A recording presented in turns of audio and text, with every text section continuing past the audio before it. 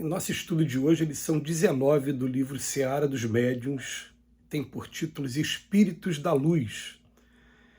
Parafraseando a luminosa definição do apóstolo Paulo em torno da caridade, no capítulo 13 da primeira epístola aos Coríntios, ousaremos aplicar os mesmos conceitos aos espíritos benevolentes e sábios que nos tutelam a evolução. Ainda que falássemos a língua das trevas e não possuíssemos leve raio de entendimento, não passaríamos para eles de pobres irmãos necessitados de luz.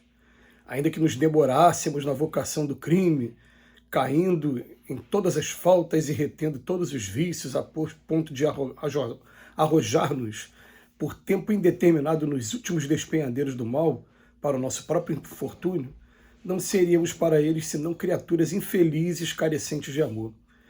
Ainda que dissipássemos todas as nossas forças no terreno da culpa e dedicássemos a vida ao exercício da crueldade, sem a mínima noção do próprio dever, isso seria para eles tão somente motivo a maior compaixão. Os espíritos da luz são pacientes em todas as manifestações, são benignos, não invejam, não se orgulham, não mostram leviandade, não se ensoberbecem, não se portam de maneira inconveniente, não se irritam, não são interesseiros, não guardam desconfiança, não folgam com a injustiça, mas rejubilam-se com a verdade. Tudo suportam, tudo creem, tudo esperam, tudo sofrem. A caridade neles nunca falha, enquanto que para nós um dia as revelações gradativas terão fim, os fenômenos cessarão e as provas terminarão por desnecessárias. Por agora, de nós mesmos, conhecemos em parte e em parte imaginamos. Entretanto, eles, os emissários do eterno bem, acompanham-nos com devotamento perfeito, sabendo que em matéria de espiritualidade superior, quase sempre ainda somos crianças, falamos como crianças, pensamos com as crianças e ajuizamos infantilmente. Estão certos, porém, de que mais tarde, quando nos despojarmos das deficiências humanas, abandonaremos então tudo que venha a ser pueril. Verificaremos assim a grandeza deles, como a víssemos retratada em espelho, confrontando a estreiteza do nosso egoísmo com a imensurabilidade do amor com que nos assistem. Conforte-nos, pois, reconhecer que, se ainda demonstramos fé vacilante, esperança imperfeita e caridade caprichosa, temos juntos de nós a caridade dos mensageiros do Senhor, que é sempre maior por não esmorecer em tempo algum. É interessante, a gente às vezes tem que tomar cuidado para que a nossa comparação não seja tão grosseira, mas quem tem a oportunidade, às vezes, de cuidar de alguns, de animais, por exemplo, quando você tem, assim, mais de um cachorro, pássaros para cuidar, aves, tem gente que gosta de criar galinha, de criar ganso, né? E o que acontece? Se você começa a observar, você respeita a natureza deles e procura criar o melhor ambiente para que eles se desenvolvam. Então, como é que vai ser o melhor ambiente? Vai ser aquele ambiente que esteja sempre limpo, que dê espaço para que eles vivam, que dê alimentação adequada, enfim.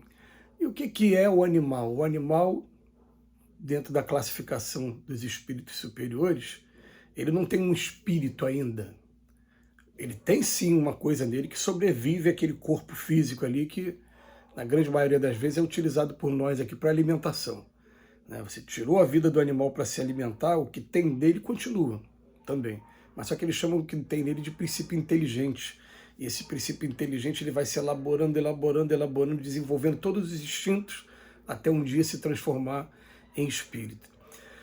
Vamos imaginar agora se a gente tivesse a oportunidade de administrar uma determinada cidade, um determinado lugar, com seres humanos que ainda estão vivendo de maneira primitiva.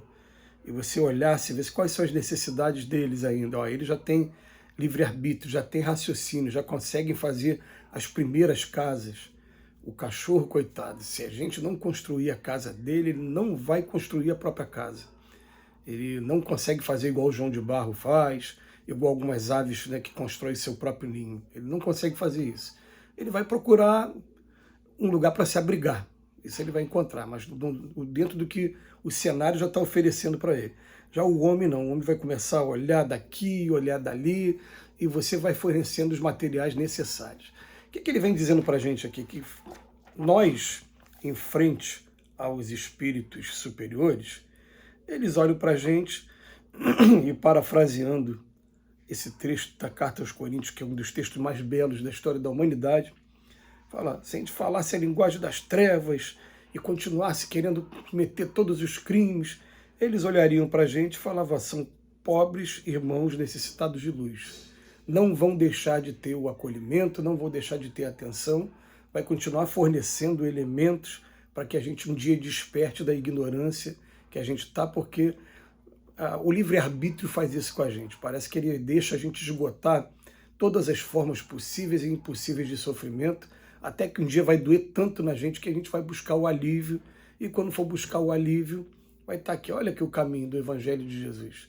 Se eu tivesse tomado esse caminho desde o início, teria se poupado a muitos sofrimentos, e é assim que as coisas vão acontecendo. Mas, mesmo que eu praticasse os vícios todos, ficasse preso aí nessas drogas ilícitas, nas drogas lícitas, eles vão olhar para a gente, criaturas infelizes, carecentes de amor.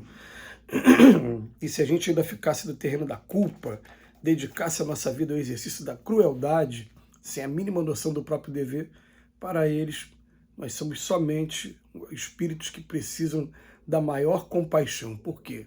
Porque eles são pacientes, eles são benignos, eles não invejam, eles não se orgulham. É interessante, eles não se deixam abalar, porque eles já têm o conhecimento de como foi a jornada deles para chegar onde eles estão também.